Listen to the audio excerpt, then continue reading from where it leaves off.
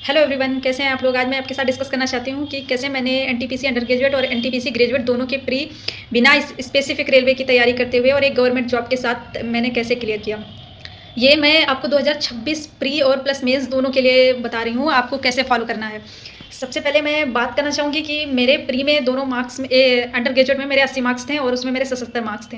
वो मैं under graduate वाला मैंने मुंबई से फिल किया था और ग्रेजुएट वाला मैंने चेन्नई से फिल किया था।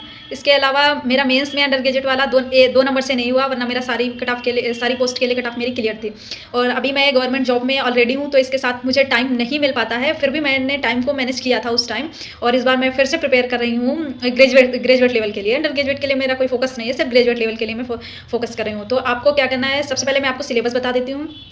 मैथ के 30 क्वेश्चन आते हैं, रीजनिंग के 30 क्वेश्चन आते हैं और 40 क्वेश्चन आते हैं आपके जीएस से। जीके जीएस दोनों से आते हैं। तो इसमें क्या होता है, 100 क्वेश्चन वही 1.5 घंटा, 100 क्वेश्चन 1.5 घंटे में। और मेंस में क्या होता है, यही 35 हो जाते हैं मैथ और रीजनिंग के, और 50 क्वेश्चन जीएस जीके के रख देते हैं, तो फिर वो 120 क्वेश्चन हो जाते हैं सिर्फ 1.5 घंटे में।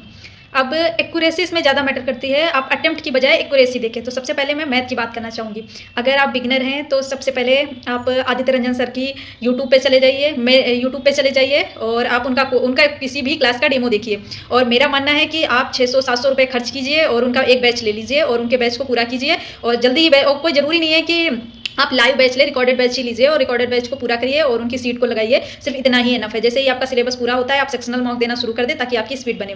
फिर ये बात हो गई आपकी मैथ की। सेकंड बात मैं करती हूँ रीजनिंग की। रीजनिंग के लिए आपको कोई कोर्स परचेस नहीं करना, चाहे आप बिगिनर हो या फिर आप काफ़ी साल से तैयारी कर रहे हो, कोई कोर्स नहीं परचेस करना। यूट्यूब पर जाइए, पीयूष वार्ष्णेय सर से टॉपिक वाइज या फिर एनटीपीसी रीजनिंग पूरी प्लेलिस्ट जैसे भी आप सर्च करना चाहें सर्च कर लें। वहाँ आपको हर टॉपिक का उन्होंने जो बैच में पढ़ा रखा है वैसे ही यूट्यूब पर आपको मिल जाएगा। तो आप वहाँ से टॉपिक वाइज पूरा कवर करिए। जब आपकी रीजनिंग वहाँ से कवर हो जाए, आप सेक्शनल मॉक देना शुरू कर दें ताकि आपकी स्पीड बन जाए और आपका वहाँ पर टाइम बच जाए। अब मेनली बात करते हैं जीके जीएस। जीके जीएस में आपको मेन फोकस जीके पर करना है, साइंस वो भी 10th लेवल की। तो जीके, साइंस और करंट अफेयर आप कहाँ से करेंगे।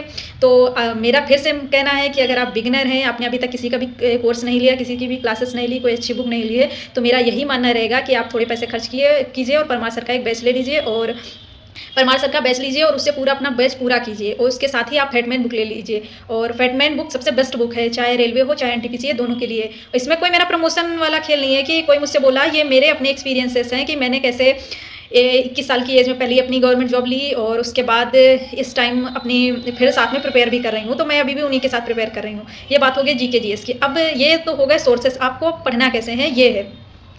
आपके नंबर बनाते हैं मैथ और रीजनिंग। आप मैथ और रीजनिंग को एक्यूरेटली तैयार करेंगे और अटेम्प्ट भी उतने करेंगे जितने आते होंगे। मैथ रीजनिंग अगर आपके 30 हैं, मैं मानती हूँ 22 से 25, 22 से 25 आपकी अच्छी होगी तो आप 30 में 30 भी कर लेंगे, 28 तक सब पहुँच जाते हैं। मैं एक एवरेज लेके चल रही हूँ कि 22 से 25 आपको सही करने हैं। इधर 40 क्वेश्चन में आपको 25 तक तो जाना ही पड़ेगा, क्योंकि जीके जीएस को रेलवे में पढ़ना ही पड़ेगा, वही प्रायोरिटी है। क्योंकि जीके जीएस के बिना कुछ नहीं हो सकता है। अगर आपका प्री क्लियर भी हो जाता है तो आप मेंस में सिर्फ जीके जीएस की वजह से रह जाते हैं। ये मेरा अपना एक्सपीरियंस है।